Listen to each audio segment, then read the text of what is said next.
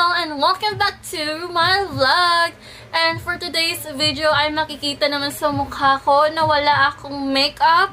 Bare face tayo ngayon mga be dahil today ay magme-makeup tutorial tayo, which is tinatawag kong fresh ka girl makeup look. So ano pang hinihintay natin? Let's go and start doing our makeup. So mga beshi, let's start doing our pa-fresh ka girl makeup look. And dito pala yung mga makeup na gagamitin ko. So, let's start with primer. Ito pala yung primer na gagamitin ko. From the brand Sleek Makeup. Mattifying Primer. Soft Focus Finish. Ang tanong, do we really need to use primer in our face? Not necessarily to use this one. If you have, it gives us a soft finish appearance. At saka ito yung it is a great barrier between our makeup to our skin. So at also nagpapatagal ito ng makeup, matagal siyang mabura. So let's start. Here I will put some small amount.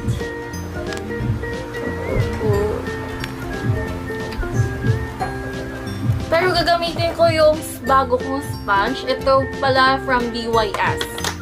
So, i-apply ko na po siya sa aking face. Kinamay ko na lang po dahil primer lang naman siya. Yeah. Put is either liquid foundation or BB cream. If gusto nyo po na you have protection from the sun, you will use your BB cream because it has SPF 20. But now, dahil dito lang naman sa bahay, hindi naman ako lalabas, gusto ko lang ipakita kung ano yung fresh girl makeup look ko. So, I will use liquid foundation from Detail. Matte finish siya. And it is a shade of Sandy Beach po yung ginagamit ko. Ito po yung talaga yung shade ko. So, I will put a small amount. Then, isi-spread lang po sa ating mukha. So, here.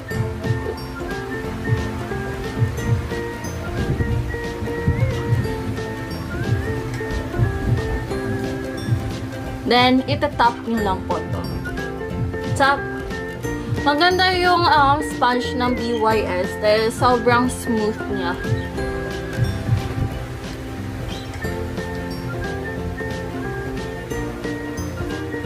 So, ayan po, natapos ko na po siyang i-blend. So, ngayon, let's go with concealer ng Detail rin. And, here, ayan po, at ganito. Maglagay tayo dito sa ating under eye para itago yung tinatago natin na maitim-itim. Na yung eye bags ko talaga ang lalim na besh. At maglagay rin tayo dito. Yan. And here. Ito yung gagamitin natin para sa pag-blend ng concealer natin sa ating under eye. And I will use this one. So, blend, blend, blend, blend, blend.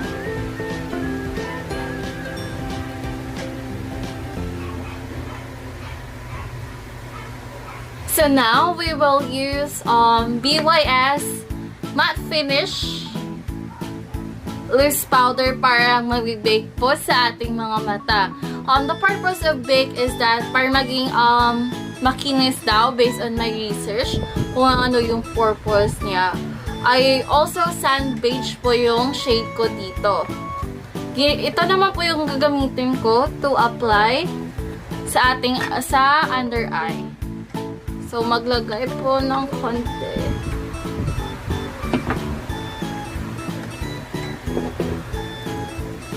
And put it at under eye.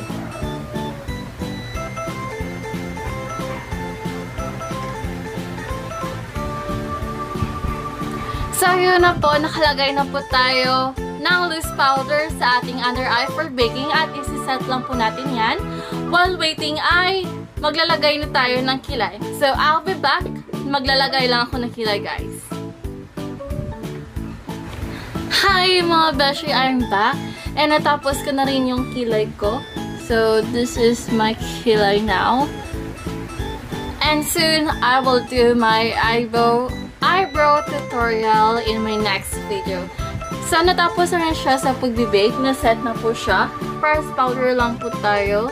It is not a heavy makeup naman. It is just a fresh look. So, dapat ilagay muna, tap muna yung powder sa iyong mukha. So, tap hanggang nalagyan mo na yung lahat sa mukha mo. After that, so, just one motion, circular motion.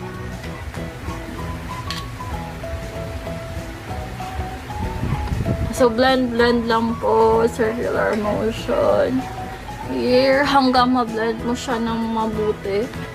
So, ayan na po, na-blend na po siya ng mabuti. The next step is eyeshadow. Ito po yung gagamitin ko na eyeshadow palette from BYS. So, ito po yung mga shade nila. And this is the brush that I will use, eyeshadow blending. May pangalan pa siya. From FS. And since fresh look, gagamitin ko yung orange yata to na color sa aking mata. One color lang po yung gagamitin ko since fresh look na. So, tap mo yung excess na powder. Yun. Then, here, blend. And circular motion po tayo. Winding shield. Usually nga po, kinakamay ko lang to.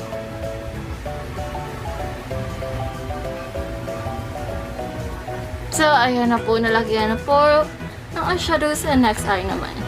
Top din, then, up here.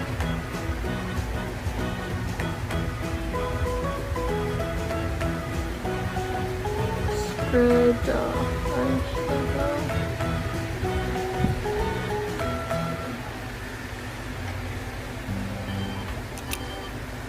So, ayun nga po, na-blend na po na mabuti yung ating eyeshadow.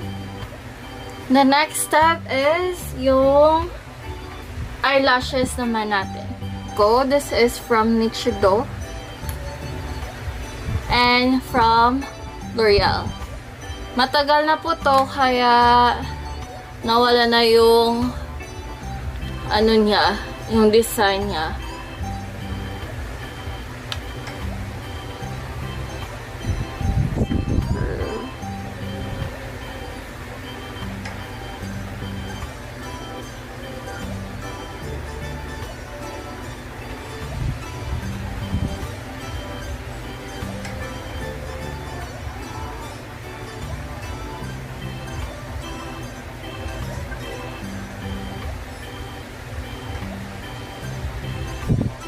So, pati rin yung under eye natin.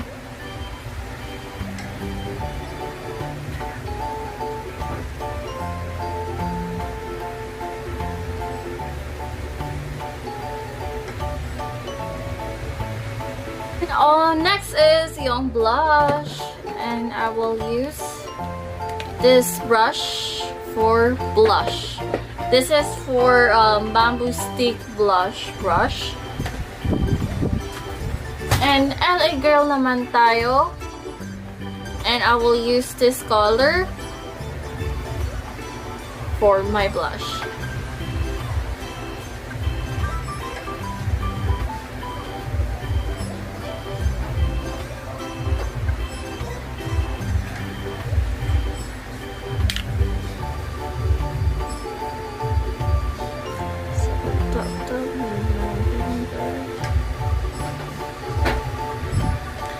Ayan, malapit na tayong matapos dahil kulang na lang yung lipstick natin. And I'll find a best color for my look.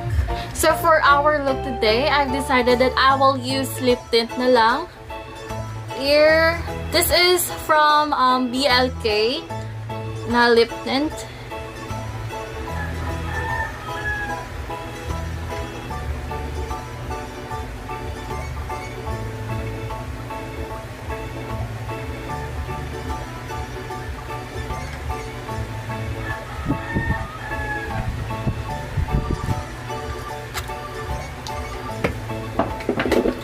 So, I'm done with my makeup. Ayusin ko lang yung mukha ko and I'll be back. Hi mga beshi! I'm back! And this is my final look of Fresh Girl makeup look. I didn't use contour dahil simpleng look naman. Freshan lang. Pwede kang ganitong look kapag gusto mong gumala. And this is my video for today. I hope you enjoy watching, guys. At may natutunan kayo. I don't know if may natutunan kayo. Basta this is how I apply my makeup. And ito po yung kinalabasan niya. And I hope the product that I've used is really good dahil magaan nga yung foundation ng detail at yung primer nila ay sobrang soft sa ating skin. So, see you guys in my next look. But before that, please don't forget to subscribe in 3, 2, 1. I hope you subscribe to my channel now and don't forget to turn on the notification bell para updated kayo sa aking mga vlog, and welcome to my family. And also comment down below if ano yung mga video na gusto nyong gawin ko and mga makeup tutorial ba. Kahit hindi talaga ako makeup artist, mahilig lang talaga mag-makeup. So guys, see you in my next vlog. Bye mga beshi! Your face in the crowd, I never thought that I would see you tonight. We lock eyes and you smile. Every single memory comes back to life. Your lips pressed against mine after a night out. We got drunk and ended up at your place. From the moment that I saw you, I knew that it was the best.